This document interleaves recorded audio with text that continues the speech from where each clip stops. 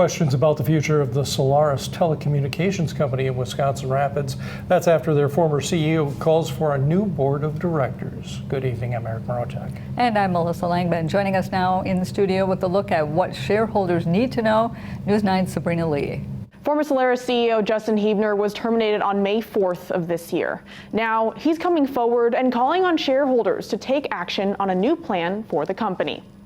A new proposal called Project Renewal is being considered by some Solarus shareholders. The proposal is a joint effort between former Solarus CEO Justin Hebner and a few stock owners. According to documents, the project is an effort to replace the current board of directors, introduce an employee stock ownership plan, and improve communication between the company and its 850 shareholders.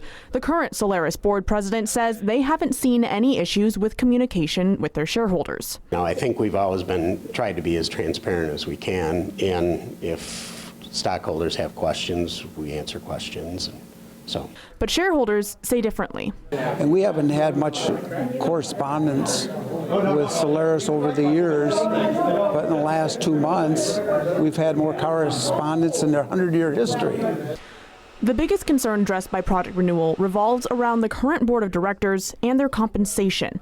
Documents sent to shareholders allege that the board's annual compensation is projected to surpass $120,000 per director in 2024, numbers that shareholders say is excessive. I've been on many boards, and I thought that $120,000 for 12 meetings was pretty excessive. It wasn't prudent. News 9 spoke with current board president Doug Wensloff, who confirmed these numbers. He also confirmed that as of September 1st, 2024, those numbers have been cut in half. He added every board member's compensation varies based on position. We had targeted the median of the board salaries.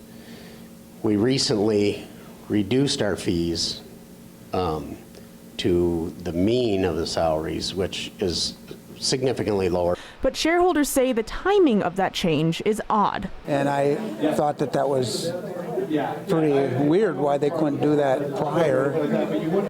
Another concern addressed by Project Renewal is how the company handles dividends.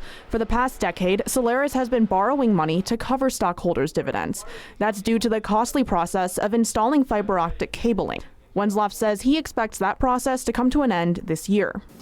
But we believe at the end of 2024 now, with the fact that our fiber build-out is mostly completed and the reimbursements that we're getting for the investments we've made over the last 15 years through the FCC, that we will have cash flow to be able to provide dividends.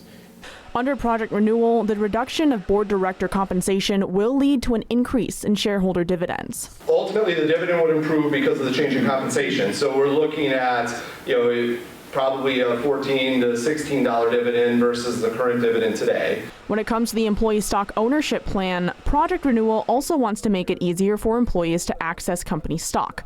Under their plan, employees would have access to stock right away instead of having to purchase it separately.